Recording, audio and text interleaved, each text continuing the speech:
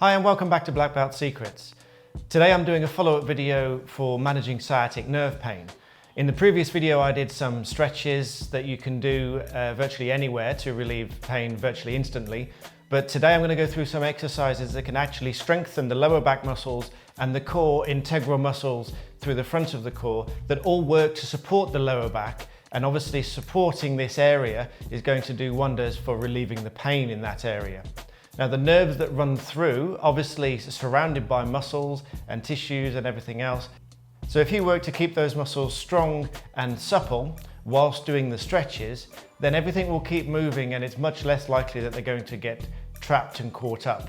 Now lots of us will have read about or suffered from herniated discs and ruptured discs. I myself have had this. But that is generally the initial cause of these problems, and most of it will then be from nerve irritation or trapped nerves or tightness around those nerves, because when you have a pain, the typical reaction is to tense up. Now when everything tenses up, then that's when things get tight, they get stiff, muscles stop moving, and that's really when nerves get trapped and pinched, and that's really what's causing the irritation. So if you suddenly lift something that's too heavy for you to lift without doing any kind of warm-up or movement. It could be just any general household chores. You could be moving around, I just need to move something out of the way. You go to lift it, you don't realize until the next day that you've got a bit of a sore back. Suddenly everything's tightened up and then you've got all these nerve pains coming back again. That's because the muscles need to be kept strong, they need to be kept supple and stretched all at the same time. And all of these things work together, because if you strengthen a muscle, it will get tight because it's been worked, it needs to rest. You increase the blood flow, then the blood flow slows down again. So you need to do that stretching to keep everything moving. So you can't just do any one of these things. So do revert back to the stretches in the previous video, but also look at these exercises to help you keep moving. Just a small disclaimer as usual, I'm not a medical practitioner, but I am an international instructor, and these are the routines and exercises that I've used for many years to personally overcome the pain and the difficulty that has ensued from having a ruptured disc right at the base of the spine. So straight in for the first exercise, you want to get your feet roughly a shoulder width apart and just relax down to the front, stretching out the hamstrings at the back. Gradually rotate your body weight left and right, and then reach down for the floor with your fingertips, just very gently at first, still moving left and right. Now it's important to note that you don't want to be pushing this or doing it any kind of forced stretching way. All you're trying to do is loosen off the hamstrings at the back, because everything there that is tight is going to cause tension and pain throughout that lower spinal area, and gradually you should feel that this loosens off. Next, what I'd like you to do is make an upwards and over type motion using your lower back muscles to lift you up.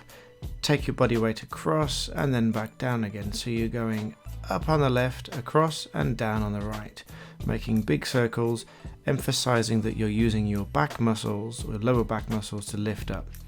Then reverse, come up on the right, across and down, making a big circle up and over from one side to the other. So this motion is combining a little bit of strength application to the lower back, but also the stretch as you allow your body weight to drop down. If you feel up for it, and you don't need to do this straight away, you can wait a week or two of doing these exercises first, but you can add a small weight for this lower back lift action. I'm using a 10k weight here. You can use smaller or heavier depending on your size and build. But this just adds a little bit of weight, a little bit of resistance to really make those lower back muscles work. Now you must use only the lower back muscles to make this action lift upwards with the legs straight. That will make sure that your lower back is actually getting some work all by itself. You will certainly feel it after just a few repetitions, and this will certainly strengthen your lower back with everything else that we're doing. But do make sure that you stretch once you've done this as well. Taking the movement aspect just one little bit further, just testing that you feel loosened off now when you're touching the floor left to right like this.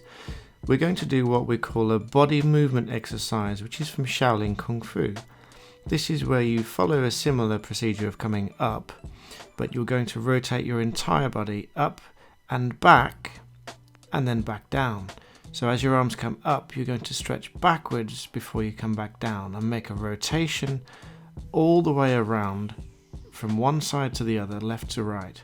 So what this will do is encourage your lower back particularly, but all of your back in general, to rotate in lots of different directions at the same time with active muscle groups working to get your body moving.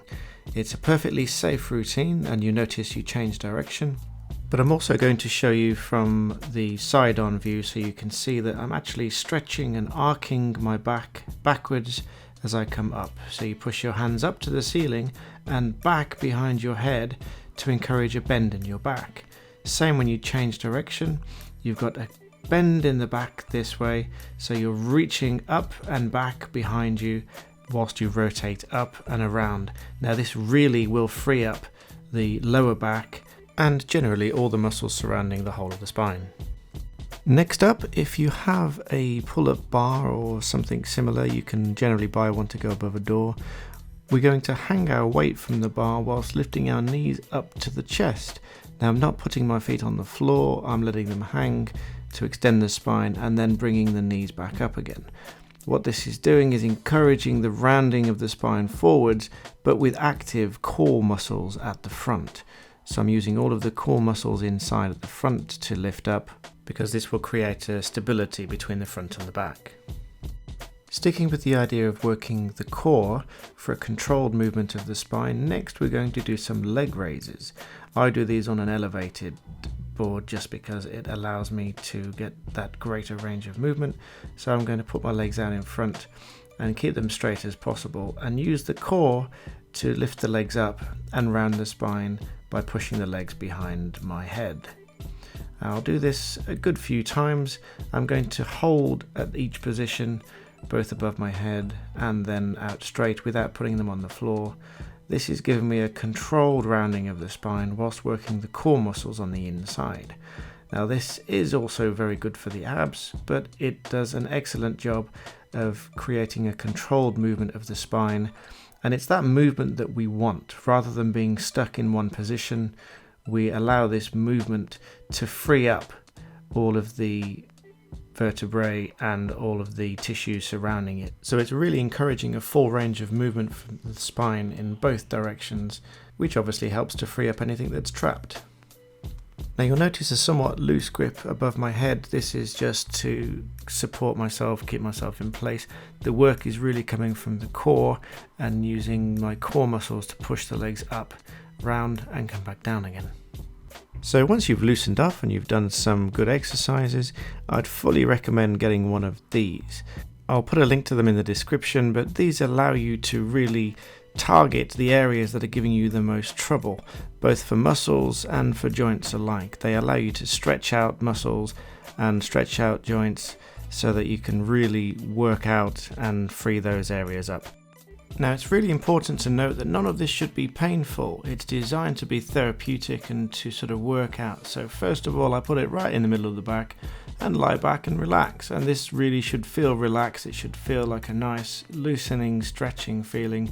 But you can put this anywhere that particularly needs a bit of working out. You can roll back and forth. It's designed to be self-massage, self-therapy. So I start with this right in the middle of the back. Again, there's no real force used here, there's no pain, certainly no sharp pain. If you do feel any of that, obviously you should stop. But generally you can stay in this position for as long as is comfortable, as long as you feel some benefit from it. You can lift your legs, you can change the angle, you can move yourself about. And I generally work towards the lower back at this point and just working into each area for as long as it feels that it's doing some good. Again, you can have your feet on the floor, you can have your knees up, you can lower your feet to the ground. That applies a little bit more of a pressure to it.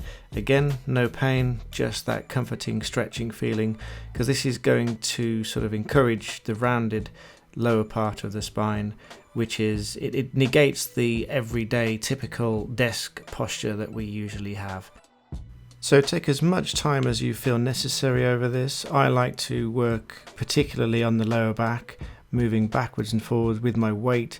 It's just like a self-massage over that area, and then eventually I just like to lie completely back over it And keep breathing, obviously important while you go through this. Never hold your breath, because holding your breath generally will tense things up.